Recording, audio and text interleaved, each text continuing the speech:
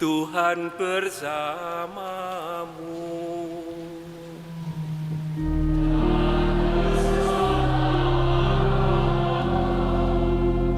Inilah pewartaan Injil suci menurut Santo Yohanes.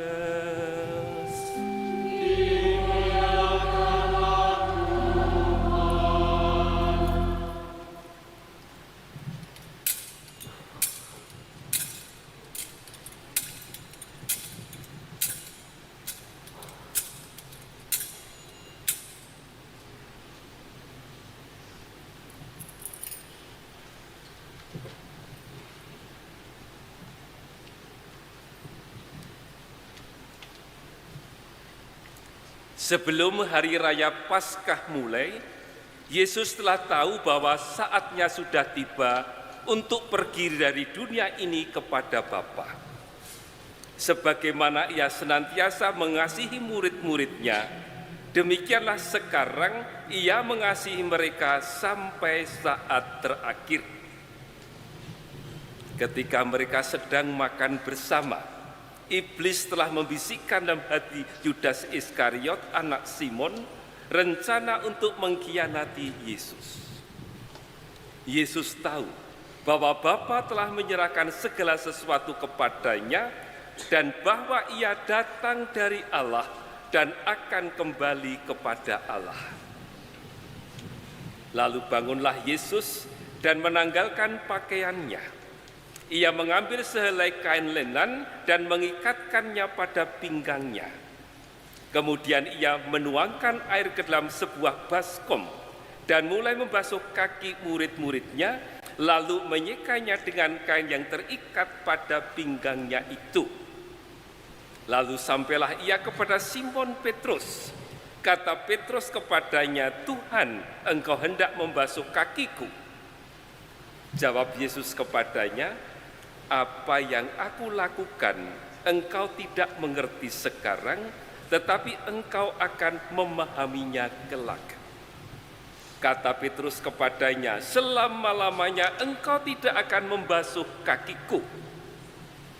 Jawab Yesus, "Jika aku tidak membasuh engkau, engkau tidak mendapat bagian dalam aku."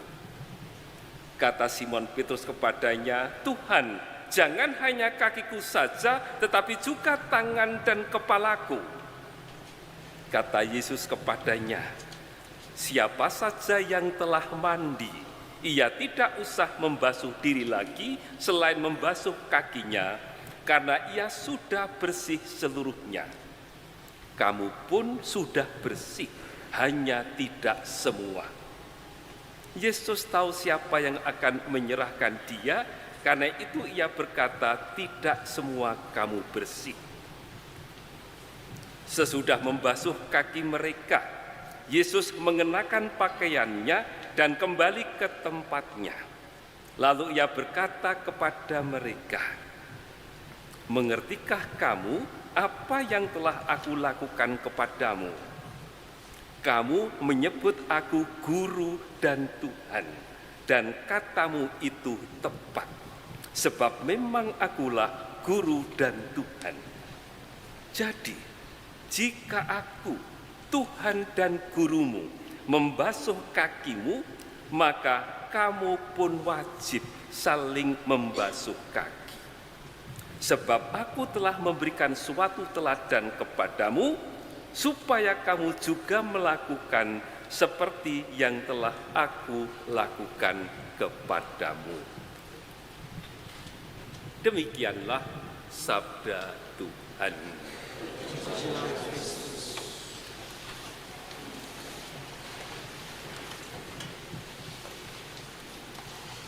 Saudara sekalian yang terkasih dalam Kristus Yesus, sebagian besar dari kita atau masing-masing dari kita pasti pernah mempunyai pengalaman kehilangan atau kematian dari orang yang dekat dengan kita. Entah itu orang tua kita, kakak atau adik kandung kita, sahabat kita, atau orang-orang yang dekat dengan kita. Biasanya setelah ada kematian orang yang demikian, kemudian banyak kita mencari informasi. Saat-saat terakhir, hari-hari terakhir sebelum orang ini meninggal, kita ingin tahu. Dan lebih lanjut kita juga ingin tahu apa kira-kira juga mengatakan sesuatu yang penting untuk kita. Apakah ada kata-kata wasiat yang disampaikan? Kiranya itu pula lah suasana atau liturgi yang kita rayakan pada malam hari ini. Kita mau membangun suatu kenangan akan kehidupan Tuhan kita Yesus Kristus. Kita ingin tahu saat-saat terakhir sebelum penderitaan dan kematian, apa yang dibuat oleh Yesus, kata-kata apa, warisan-warisan apa yang kiranya akan diberikan, ditinggalkan untuk kita. Kalau kita membaca bacaan pertama, bacaan kedua, dan bacaan Injil, maka kita bisa merangkum warisan-warisan apa yang kurang lebih ditinggalkan kepada kita. Dan kiranya ada 3 warisan yang mau digarisbawahi. Ada 3 warisan yang ingin kita renung-renungkan, ingin kita timbang-timbang pada Kamis Putih ini. Warisan yang pertama adalah perayaan Ekaristi atau misa. Saudara sekalian, setiap kali kita merayakan Ekaristi, sebenarnya kita sedang melakukan perintah Yesus yang meminta kita untuk mengenang cintanya kepada kita, cinta sampai sehabis-habisnya untuk kita. Tuhan Yesus mengatakan, lakukanlah ini sebagai kenangan akan daku. Itulah yang diucapkan pada waktu konsekrasi. Lakukanlah ini sebagai kenangan akan daku. Mengenang cinta Yesus dalam Ekaristi sudah dilakukan oleh gereja awal, sebagaimana terekam, terdokumentasikan dalam bacaan kedua dari surat Rasul Paulus. Setiap kali kamu makan roti ini dan minum dari cawan ini, kamu mewartakan wafat Tuhan sampai Ia datang. Saudara sekalian, dalam setiap perayaan Ekaristi, kita juga diajak untuk mendengarkan sabda Tuhan. Untuk apa? Agar kita mengenang kembali perbuatan-perbuatan ajaib yang dilakukan Tuhan untuk kita. Sabda Tuhan menjadi pegangan dan pedoman hidup kita. Dalam perayaan Ekaristi, kita juga menyambut tubuh Tuhan. Untuk apa? Roti yang dipecah-pecah. Yesus sang roti hidup yang dipecah-pecah untuk dibagi-bagikan supaya menjadi bagian dari hidup kita, menjadi bekal dalam pergulatan hidup kita bahwa Allah selalu menyertai kita, bahwa kita tidak berjalan sendirian. Maka warisan Ekaristi mau mengajak kita untuk mengenang kasih Allah kepada kita yang pada malam hari tampakkan cinta Yesus sampai sehabis-habisnya. Warisan yang pertama, perayaan Ekaristi. Warisan yang kedua adalah penetapan imamat. Saudara sekalian, Ekaristi hanya bisa dirayakan kalau ada imam. Maka menjadi tradisi bahwa sebelum kita merayakan Kamis Putih seperti malam hari ini, pada hari-hari sebelumnya para imam di suatu keuskupan akan berkumpul bersama-sama sebagaimana dilakukan oleh kita di Keuskupan Agung Semarang hari Senin dan Selasa. Para imam yang berada di keuskupan berkumpul bersama-sama, berjumpa dengan para imam untuk apa? Untuk berdoa bersama, untuk rekoleksi bersama dengan Bapak Uskup. Para imam diajak untuk melihat kembali sakramen imamat yang mereka terima. Kami para imam diingatkan kembali bahwa seorang imam pertama-tama adalah seorang pelayan. Orang yang memilih hidup untuk menjadi pelayan di dalam gereja Katolik. Itulah inti dari imamat. Maka dalam kesatuan dengan uskup, kami para imam dipanggil menjadi perpanjangan tangan Tuhan untuk melayani gereja, untuk melayani umat. Maka Kamis Putih ini penting untuk kita. Kita diajak mengenang cinta Yesus sampai sehabis-habisnya. Yesus mencintai kita sampai tanpa ada sisanya. Semuanya diberikan untuk kita, diberikan kepada Allah Bapa.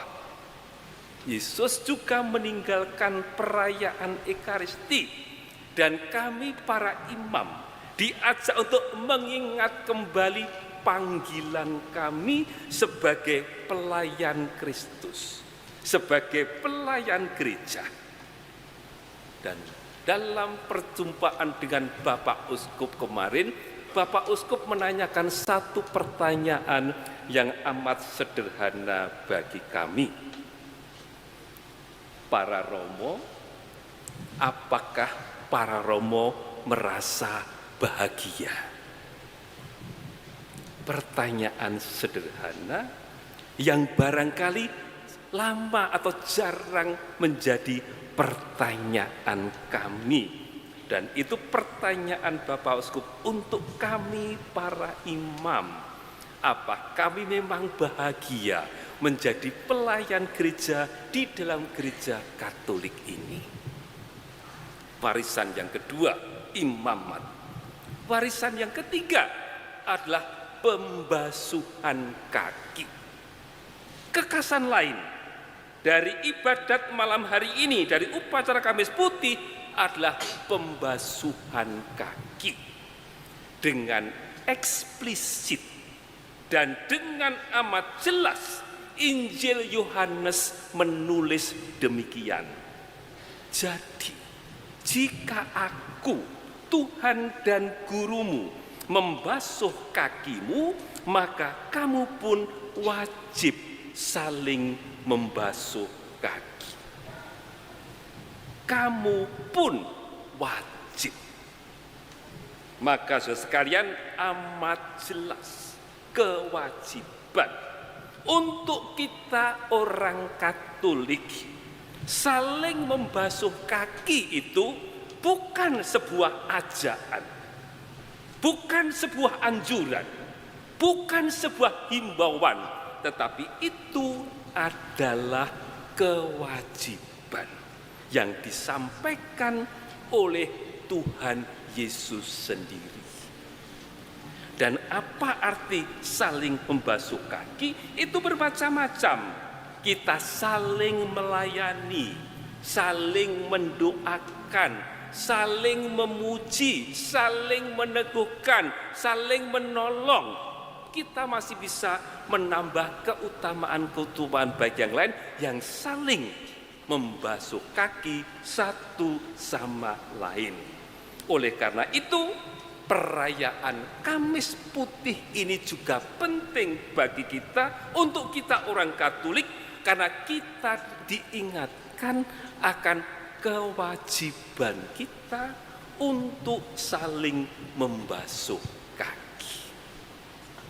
Maka ada 3 warisan yang ditinggalkan Yesus untuk kita: Ekaristi, imamat, dan saling membasuh kaki.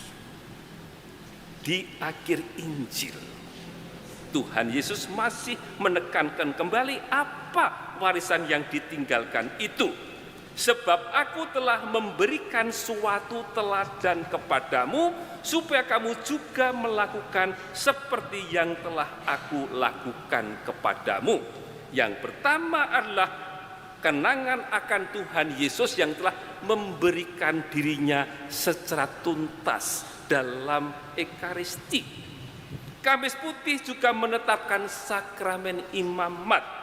Maka pentinglah bagi umat dan bagi para imam untuk saling menyadarkan, saling mengingatkan bahwa panggilan menjadi imam adalah panggilan untuk melayani Tuhan Yesus di dalam gereja Katolik. Dan warisan yang ketiga adalah kewajiban kita semua, murid-murid Kristus, untuk saling membasuh kaki. Maka saudara-saudara sekalian, betapa indahnya dunia ini, betapa indahnya kehidupan kita ini, kalau murid-murid Kristus dengan setia dan tulus mewujudkan kenangan Kamis Putih ini, yaitu mempraktekkan dalam kehidupan sehari-hari saling membasuh kaki. Ubi caritas, Deus ibi es. Di mana ada cinta kasih, hadirlah Tuhan. Maka mari kita hadirkan Tuhan di tempat manapun kita berada. Caranya bagaimana? Dengan saling membasuh kaki. Mari kita sebarkan cinta kasih Tuhan lewat kegiatan dan hidup kita sehari-hari. Nama Allah dimuliakan kini dan sepanjang masa.